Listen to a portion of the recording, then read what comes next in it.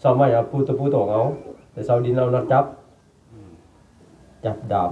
เล็งมาเลยลงมืดเลยความยาว3 เมตร 3 เมตร สั่งไม้ก็มา3 เมตรดามที่สมัยถึงทำที่เสาดินตอกเสาไม้ดามตอกใช้ชาววันมาลงมาหาชาวดินจับน็อตเสาดินให้มันแข็งยีวิธีได้สิเฮ็ดได้ได้ยากยังเนาะโหยากกันยากไหมปาดมันแป้งกับจิ๊กกระจอกกันนะแข็งขี้ได้ดื่มมิกโหยากกันยากเลยไหมยากเลยบ่ยากดอกเฮ็ดยากต้นเห็ดอะไรยากตอนไปเลยไม่กี่คนเลยไม่บริยากไม่เลยเขาซอยมาบอก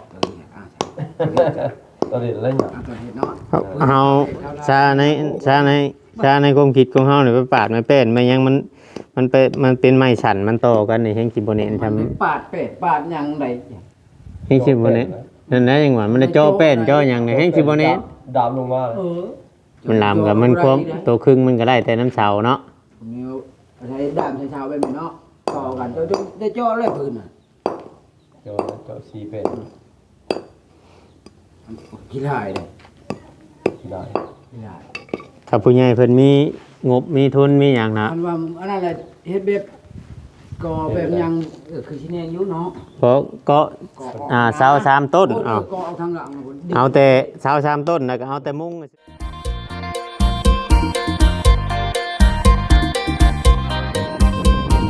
สบายดีน้องพ่อแม่พี่น้องเบิดสู่ผู้สู่คนเนาะบ่สมองคือบอนว่าจะเป็นพี่น้องทางฝั่งลาวเนาะครับสวัสดีพี่น้องทางฝั่งไทยกันนึงพบกับช่อง YouTube ของเรายังใจกันดอยพี่น้องมี2อีกคือเก่าคือเดิมพี่น้องเนาะ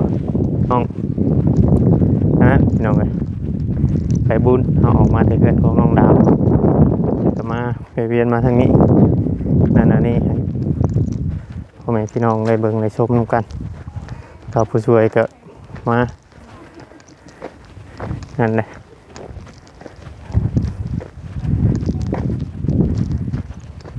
มาแต่ดองบ้านหน้าหัวปัวเป็นว่าทางผู้ช่วยครับมันผัวเพิ่นไปจ้างพุดมาเด้อมานี่เด้อยาแล้วบ่ยกเลิกแล้วมื้อนี้บ่มื้อใหม่แล้วบ่ยกเลิกแล้วมันยันว่าอยากไปดินบุญเนาะไอ้นั่นน่ะเขามาไปก็ไปบ้านกินชิ้นบ้านมาเก่งไว้กินชิ้นบ้านมาเก่งไว้กินมันเก่ง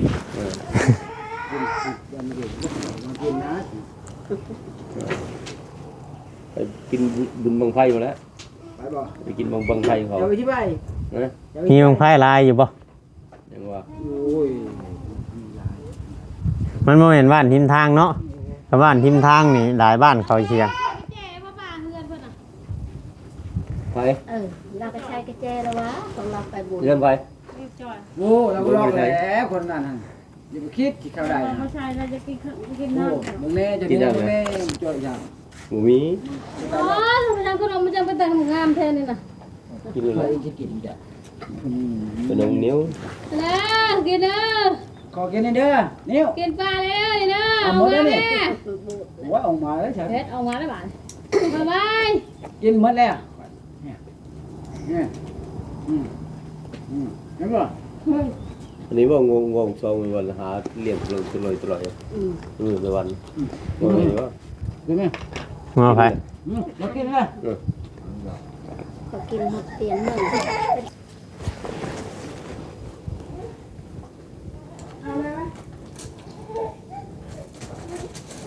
ซื้อนำมากินเงินได้เลยจักตะกี้บ่มีรถจักโอ้ยคอแห้งบ่มีน้ำตะกี้ได้น้องเงินมาขอยางมากินน้ำบ่มีน้ำกินโยงมาแม่นเดี๋ยวเกินบ่มีนี่เป็นโยงเป็นโยงอะไรพอคืนคอยหาไปเก็บว่าเป็นโยงพากินนี่ฝืดคอกินมันฝืดคอคนเดียวไปแม่ลงกันเขาให้เงินในชาวบ้านนั่นนะพอแล้วแลนมาพี่โอ้แล้วเฮ้ยๆตัวอย่างดีๆมาเสียเลย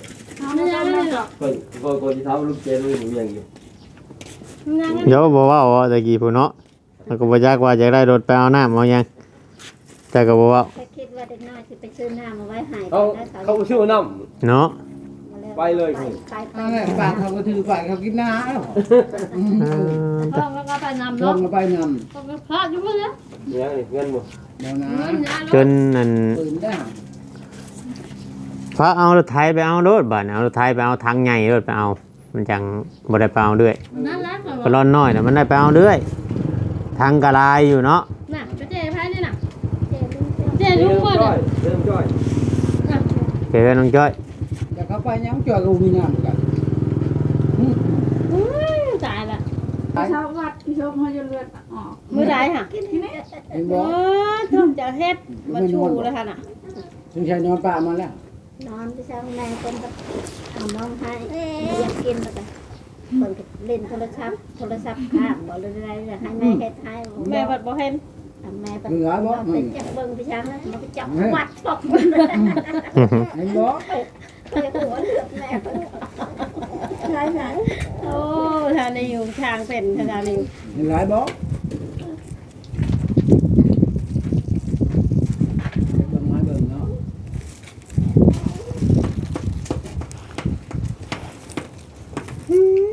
ทางบนฮ้อนก็กระโดด ได้ นี่ ใจ บดอยู่ห่างฮ้อนเนาะบดคึมๆห่างฮ้อน อันนั้นอ้าวเนาะอ้าวจะมาเราจอยเหียก็จะบุดบ่ได้กินนักเถื่อบ่เด้เนาะถ้าแม่กินเองเปียงหนึ่ง หน่อยไปจริง ภูมิโบจะดีนี่นะ เพิ่นอันนั่นบ่งานดองแบบมือเพิ่นผูกแขนได้บ่มื้อนี้ ๆ น่ะ นี่ โอเคเนาะ อยู่หม่องใดข่อยคือบ่เห็น บอทางเข้าวัดนั่นเด้ทางวัดนั่นเด้มากบคูณนั่นเด้ อ่า ก็โดนในวัดเราโดนแคมเพื่อนแคมวัดหรอก อืม มาไปพันบ่คือเบิ่นมาย่อมือถือแขนเนาะ แก้วไม่ได้ บ่มีแบบไปใช้เพิ่นน่ะนะตังนำตังในน่ะเพิ่น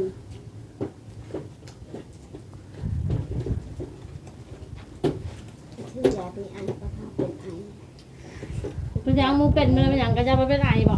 เป็นวัด ดูเบิ่งข้างเป็นเรื่องแล้ว ค่อยสิมื้อนี้แหละบะ ตีไปห้องวัด บ้านนี้ก็จะแก่ๆหน่อยก็ค่อยนั่งเบิ่งแค่ทักขา คอยใส่มะเร็งลูกขนนม ค่อยตานั่งหันใจบ่ออกแต่มือทาสีมือคนตกมือคนลมมาแล้วก็แล่นมือเลยเด้มื้อนั้นแหละ ดมมะเร็งฮะ โอ้ยอินเทอร์เฟียนรีคอเจนเนี่ยบดีที่เป็นมดแดงอย่ามาสิเฮ็ดปานนั้นเนาะ เอาได้มะเร็ง พาไปโรงหมอแล้วจะกดเอาแดงให้ ไปเป็นวัดเป็นอย่างดมมะเร็งโลดไม่ต้องห่วงยาเป็นเมืองเอาแน่นอนวิธีเราอย่าลองมือดูเลย นั่นๆเด้เดี๋ยวแต่ได้นั่งเทื่อก็บ่ได้เศร้าเลยช่างพูดเลย คือว่าได้คอยคุณ แต่กินยานั่งเทื่อก็ถึกวัดที่มันอันนั่นก็ยังนานเศร้าคือบ่ช่างเพื่อสิเศร้า เขยาเนาะบางเด้ อย่างเยอะอย่างงามได้พากันอยู่หลายอย่างงามพากันอดหนังอยู่ มาเอาขึ้นได้น้ำไงเรากินไงได้กินแล้วน้ำเนาะกินยังคอยปีนั้นไปว่าจะไปทำงานแหละไปยามเล็กเนาะไปเห็นมันอยู่ในนะ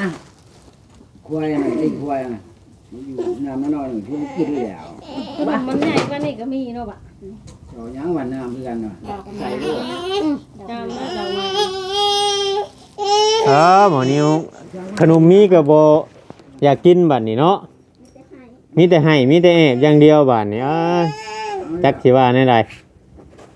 นี่ไง บ่อยู่เด็กน้อยมันแอบอยากกินขนมว่าผู้ใหญ่จะดีเห็น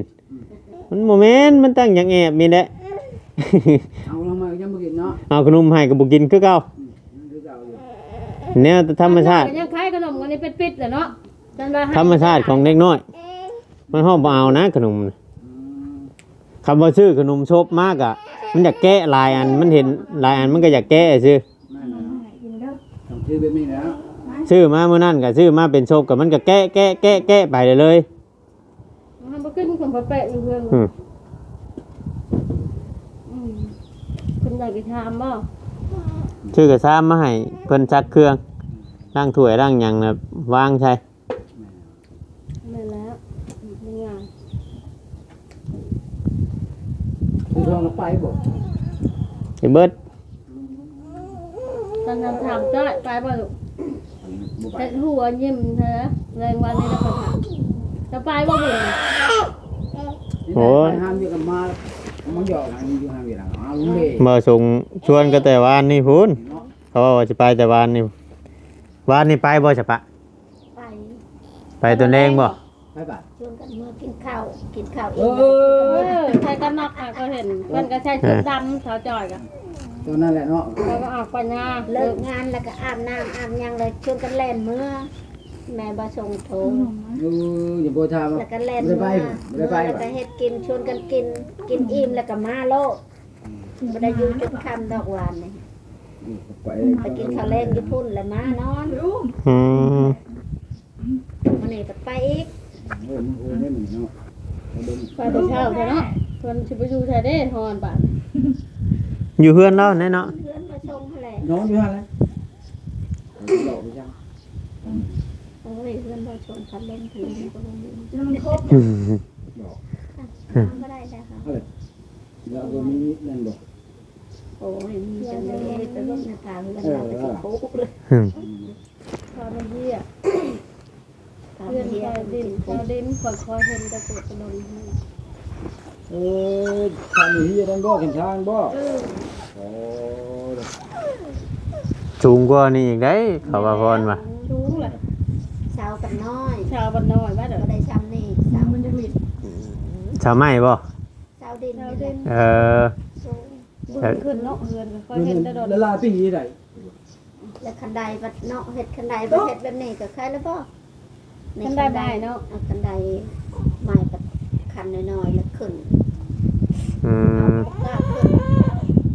ไปมื้อนั้นแหละมื้ออันปีใหม่นะขึ้นลูกมือเฮ็ดชื่อรถน้าของเมืองเราเขาขึ้นมาเด้อขึ้นมาแล้วขึ้นตัวเอง เนาะ กัด บ่ ใจ ราคาบ่ จัก เคย สิเพื่อนไผว่าเฮาไปตะกี้ขึ้นเพื่อนไปถ่ายคลิปนี่แหละมาหัวคันไดไม้พะบ้านหั่นนะอันน้อยๆนะขึ้นไปแล้วกล้องเนื้อไปย่านมันฮักเฮาบ่เคยอยู่เพื่อนสูงเด้ แม่ อยู่แต่เพื่อนต่ำ คืนนี้นะไปกินนั่นวันนี้น่ะกินน่องไก่แล้วป้าไหว้จงบ่เวียงกับชามอันคืนนี้มุบไหม้กินอะไรกินน้ำมันน่ะกับอันนั้นเด้ไปจังไปกอกบ่โตวันมันน่ะก็กินอันนึงอันข้าวดาวเพิ่นปี แบ่ง มา มาคิดแบ่งให้ ว้าวเจ้าหัว อ อยาก เป็ เป็น น ให้ กระดอ มาก คิดแล้วมาคิดแล้วแบ่งให้นั่นเวลาบ่ได้กินได้หา มีเลยมุก อย่าดึงหางมันมานะ บ่ดึงหางอ่ะ ว่ามันได้วันตั้งอยู่ที่ใด จนเบิดเนาะน้ำกันเนาะก็ปล่อยมันเบิดคักก็ดี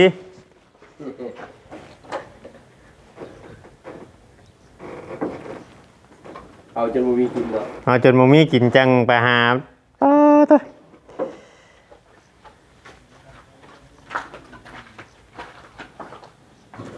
มากินพี่เด้อทำเด้อ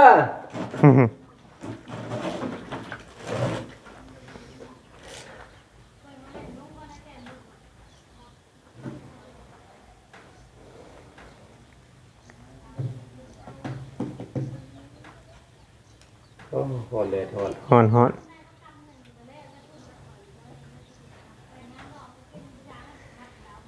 คือว่าบ่ได้เละปานใดมันแบบมันคึมแบบมันเอ้าเนาะ เอ้า เอ้าจนนั่นน่ะ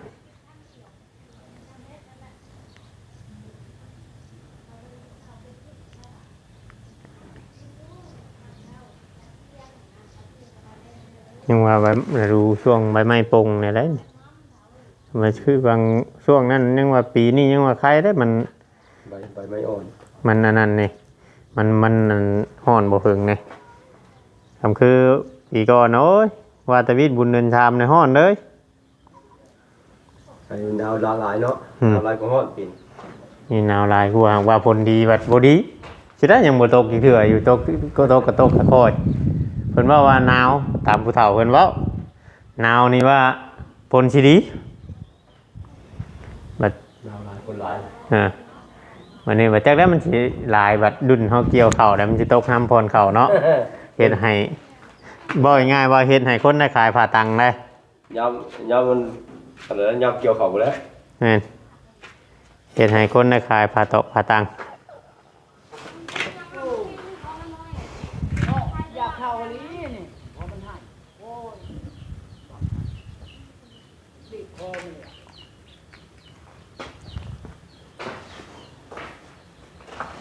มันเลย มื้ออื่นพุ่นแน่น้องๆยังจะได้เฮ็ดเวียกเนาะมื้ออื่นพุ่นแน่นี่คือว่าพากันไปเล่นมื้ออื่นจึงพากันลุยเวียกลุยงานต่อ ตาม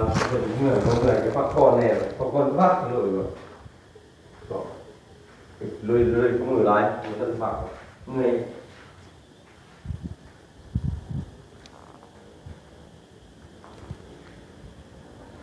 ยันเป็นมันได้อยู่น้องปีนี้เนาะน้องเจ้านี่ยันเป็นมันอยู่เฮาอะบ่ได้ดูดอกเบิ่งคักแหละ เดี๋ยวเดือนหกเนาะ นอนเดือน6แหละ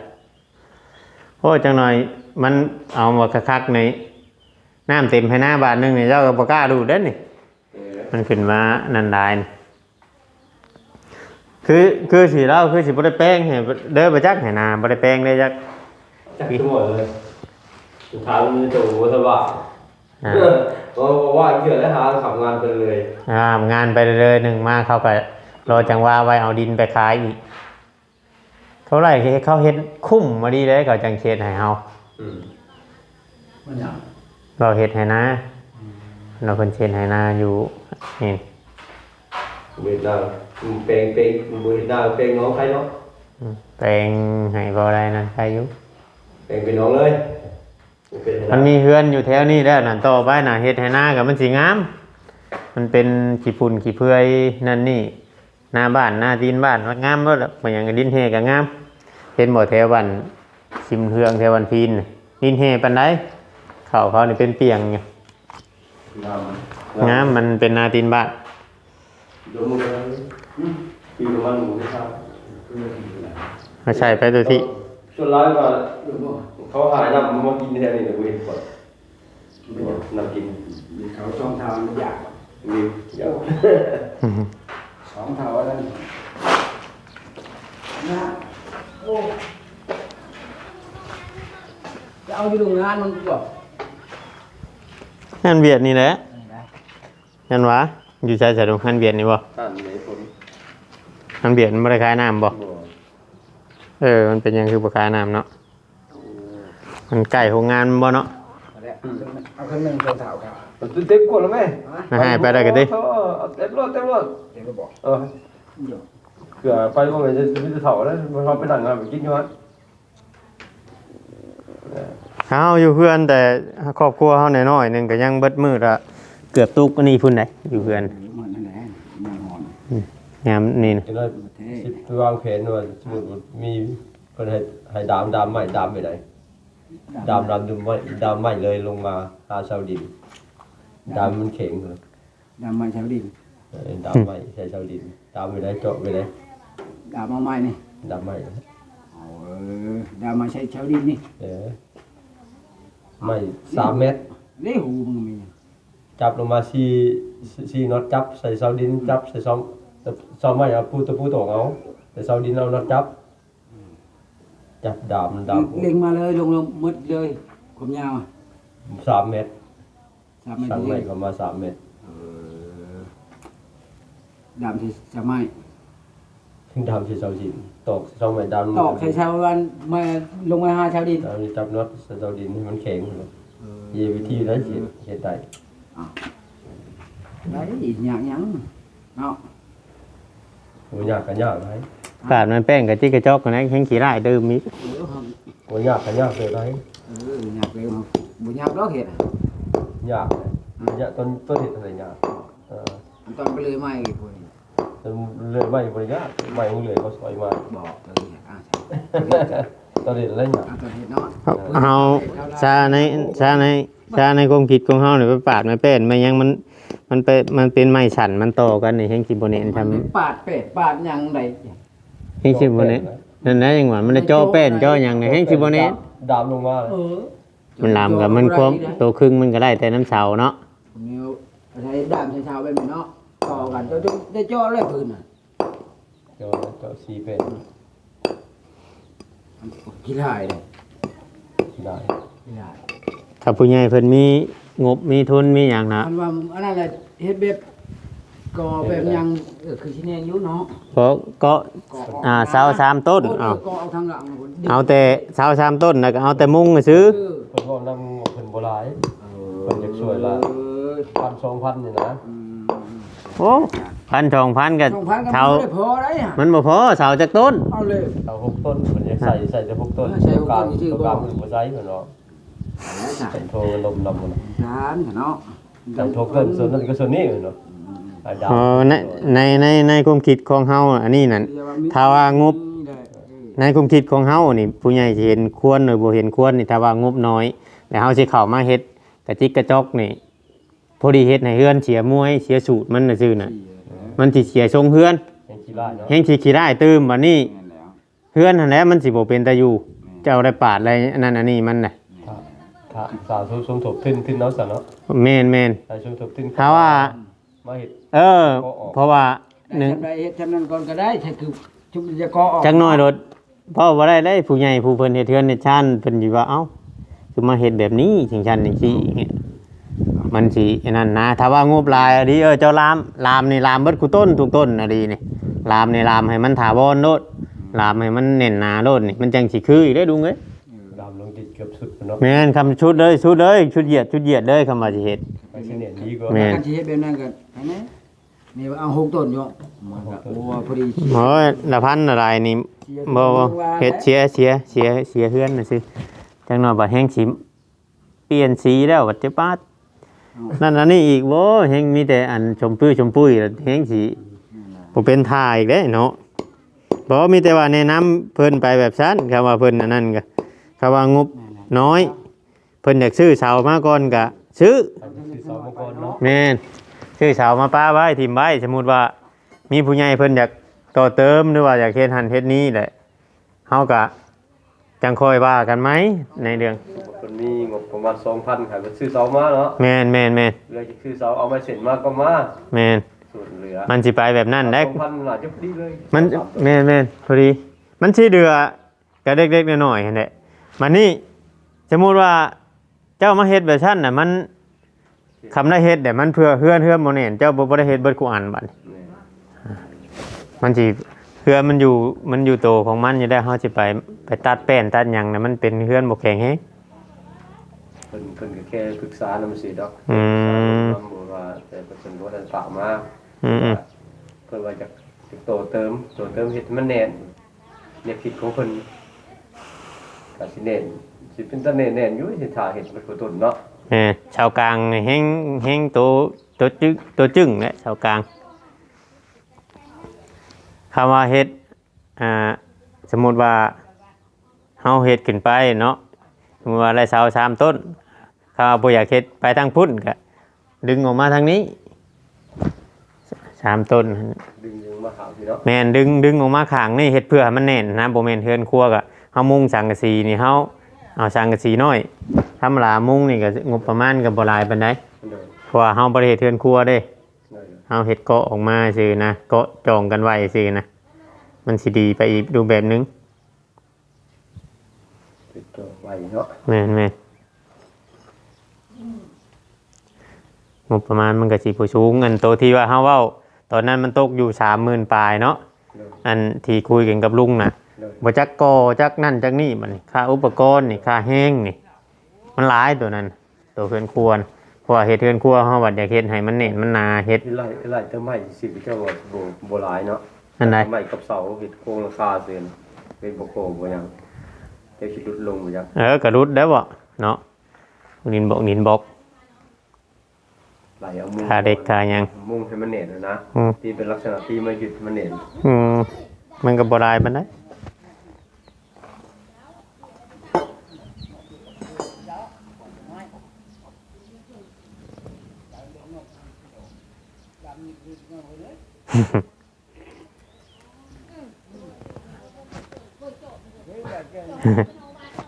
บ่อันนั้นเนาะ